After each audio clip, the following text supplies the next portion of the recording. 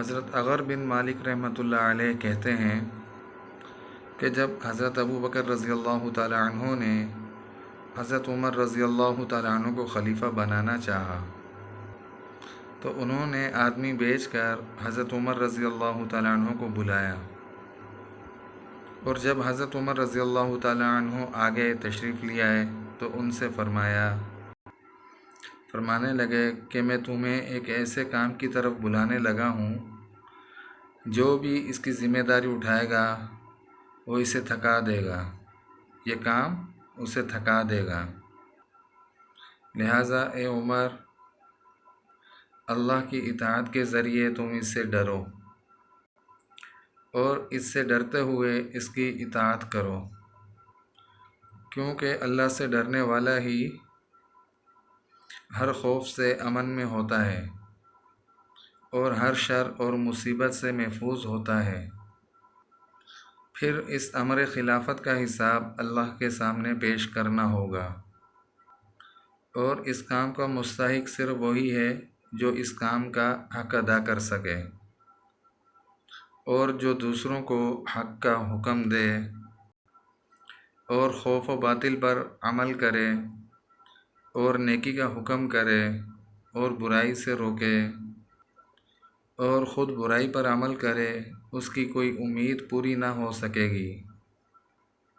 اور اس کے تمام نیک اعمال ضائع ہو جائیں گے، اور وہ اعمال اس کے آخرت میں کام نہیں آئیں گے۔ اگر تم پر مسلمانوں کی خلافت کی ذمہ داری ڈال دی جائے تو پھر تم اپنے ہاتھوں کو ان کے خون سے دور رکھ سکو اور اپنے پیٹ کو ان کے مال سے خالی رکھ سکو اور ان کی آبرو ریزی سے اپنی زبان کو بچا سکو، تو ضرور ایسے کرنا، اور نیکی کرنے کی طاقت صرف اللہ ہی سے ملتی ہے۔ حضرت سالم بن عبداللہ بن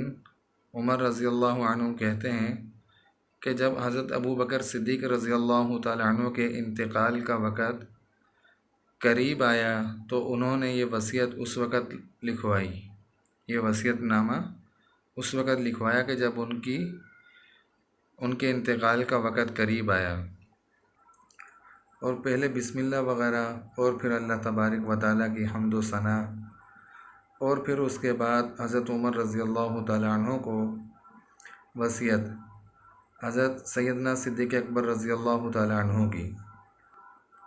یہ ابو بکر صدیق کی طرف سے وصیت ہے، اور یہ وصیت اس وقت کر رہے ہیں کہ جب ابو بکر کا اس دنیا کے اندر آخری وقت آ گیا ہے اور وہ اس دنیا سے جا رہے ہیں، اور ان کی آخرت شروع ہو رہی ہے جس میں وہ داخل ہو رہے ہیں، اور یہ موت کا وقت ایسا ہے کہ جس وقت کافر بھی غیب پر ایمان لے آتا ہے اور فاسق و فاجر بھی متقی بن جاتا ہے، اور جھوٹا آدمی بھی سچ بولنے لگ جاتا ہے، اور میں نے اپنے بعد عمر بن خطاب کو خلیفہ بنا دیا ہے، اور اگر وہ عدل و انصاف سے کام لیں تو ان کے بارے میں میرا یہی گمان ہے، اور اگر وہ ظلم کریں یا وہ بدل جائیں تو ان کا وبال انہی پر ہوگا، اور ان کو خلیفہ بنانے سے میرا ارادہ خیر ہی کا ہے، اور مجھے غیب کا علم نہیں ہے، اور ظالموں کو عنقریب معلوم ہو جائے گا کہ ان کے ظلم کا انجام کیا ہوگا اور وہ کس برے ٹھکانے کی طرف لوٹنے والے ہیں۔ پھر انہوں نے آدمی بھیج کر حضرت عمر رضی اللہ تعالی عنہ کو بلایا اور ان کو زبانی وصیت فرمائی، اور فرمانے لگے اے عمر، کچھ لوگ تم سے بغض رکھتے ہیں اور کچھ لوگ تم سے محبت کرتے ہیں، اور پرانے زمانے سے یہ دستور چلا آ رہا ہے کہ خیر کو برا سمجھا جاتا ہے اور شر کو پسند کیا جاتا ہے۔ یہ پرانے زمانے سے یا پرانے وقتوں سے یہ دستور چلا آ رہا ہے کہ خیر کو ناپسند کرتے ہیں لوگ اور شر کو پسند کرتے ہیں لوگ۔ تو حضرت عمر رضی اللہ تعالی عنہ نے فرمایا کہ پھر تو مجھے خلافت کی ضرورت نہیں۔ آگے جملہ جو حضرت ابوبکر صدیق رضی اللہ تعالیٰ عنہ نے فرمایا، حضرت عمر رضی اللہ تعالیٰ عنہ نے کیا فرمایا کہ پھر تو مجھے خلافت کی ضرورت نہیں، کہ جب لوگ خیر کو ناپسند کرتے ہیں اور شر کو پسند کرتے ہیں پھر تو مجھے خلافت کی ضرورت نہیں۔ لیکن اس جملے کے بدلے حضرت صدیق اکبر رضی اللہ تعالیٰ عنہ نے کیا فرمایا، حضرت عمر رضی اللہ تعالیٰ عنہ کو، کہ آپ کو تو خلافت کی ضرورت نہیں لیکن خلافت کو آپ کی ضرورت ہے، کیونکہ تم نے حضور اکرم صلی اللہ علیہ وسلم کو دیکھا ہے اور ان کے ساتھ رہے ہو، اور تم نے یہ بھی دیکھا ہے کہ حضور اکرم صلی اللہ علیہ وسلم نے اپنی ذات پر ہمیں ترجیح دیا کرتے تھے۔ بعض دفعہ حضور اکرم صلی اللہ علیہ وسلم کی طرف سے ہمیں کچھ ملتا تھا تو ہم اسے استعمال کرتے تھے، اور پھر اس میں سے جو بچ جاتا تھا وہ ہم حضور اکرم صلی اللہ علیہ وسلم کے گھر والوں کو بھیج دیا کرتے تھے۔ یعنی حضور اکرم صلی اللہ علیہ وسلم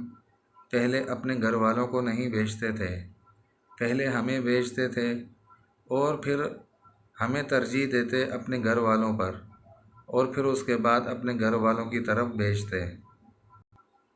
پھر آگے حضرت ابوبکر صدیق رضی اللہ تعالیٰ عنہ نے فرمایا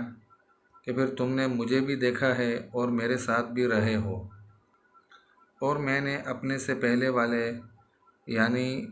حضور اکرم صلی اللہ علیہ وسلم کی اتباع کی ہے۔ آگے فرمایا، اللہ کی قسم یہ بات نہیں کہ میں سو رہا ہوں اور خواب میں تم سے باتیں کر رہا ہوں، یا کسی وہم کے طور پر تمہارے سامنے شہادتیں دے رہا ہوں، گواہیاں دے رہا ہوں ان چیزوں کی، اور میں نے سوچ سمجھ کر جو راستہ اختیار کیا ہے اس سے ادھر ادھر نہیں ہٹا ہوں بلکہ اسی راستے پر ہوں۔ آگے حضرت ابوبکر صدیق رضی اللہ تعالیٰ عنہ نے فرمایا، اے عمر جان لو کہ رات میں کچھ حقوق اللہ تعالیٰ کے ایسے ہیں جو دن میں وہ قبول نہیں فرماتے، اور دن میں کچھ حقوق اللہ تعالیٰ کے ایسے ہیں جو وہ رات کو قبول نہیں کرتے۔ یعنی انسان دن میں انسانوں پر محنت کرے اور مسلمانوں کے اجتماعی کام میں لگا رہے، اور رات کو کچھ وقت اللہ تعالیٰ کی عبادت اور ذکر و تلاوت وغیرہ میں مشغول رہے۔ دن و رات کی یہ ترتیب اللہ تبارک و تعالیٰ نے مقرر فرمائی ہے،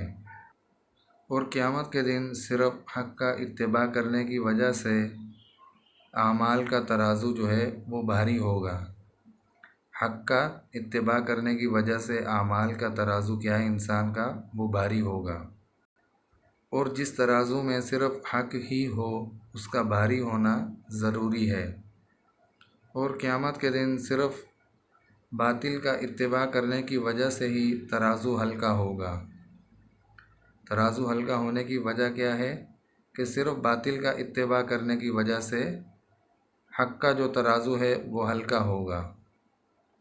اور جس ترازو میں باطل ہو اس کا ہلکا ہونا ہی ضروری ہے۔ اور سب سے پہلے میں تمہارے اپنے نفس سے ڈراتا ہوں تمہیں، پھر لوگوں سے ڈراتا ہوں، کیونکہ لوگوں کی نگاہیں لالچ کی وجہ سے جھانکنے لگ گئی ہیں اور ان کی نفسانی خواہشات پھول گئی ہیں،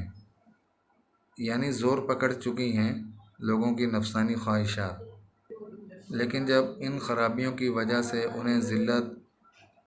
اٹھانی پڑے گی تو وہ اس وقت حیران و پریشان ہوں گے کہ یہ ہو کیا گیا ہمارے ساتھ، کیونکہ جب تک تم اللہ تبارک و تعالیٰ سے ڈرتے رہو گے اس وقت تک وہ لوگ تم سے ڈرتے رہیں گے۔ جب تک تم اللہ تبارک و تعالیٰ سے ڈرتے رہو گے اور وہ لوگ تم سے ڈرتے رہیں گے۔ یہ میری وصیت ہے اور میری طرف سے تم کو سلام ہو۔ یہ سیدنا صدیق اکبر رضی اللہ تعالیٰ عنہ کی وصیت ہے حضرت عمر بن خطاب رضی اللہ تعالیٰ عنہ کو ان کے خلیفہ منتخب کرنے پر اللہ تبارک و تعالیٰ سے ڈرنے کا اور لوگوں سے کس طرح معاملات رکھنے کا اور لوگوں کو کس طریقے سے چلانے کا سیدنا صدیق اکبر رضی اللہ تعالیٰ عنہ نے کس طریقے سے حضرت عمر بن خطاب رضی اللہ تعالیٰ عنہ کو ڈرایا، اور یہ کہ معلوم تھا کہ حضرت عمر بن خطاب رضی اللہ تعالیٰ عنہ کے دل میں اللہ تبارک و تعالیٰ کا خوف ہے،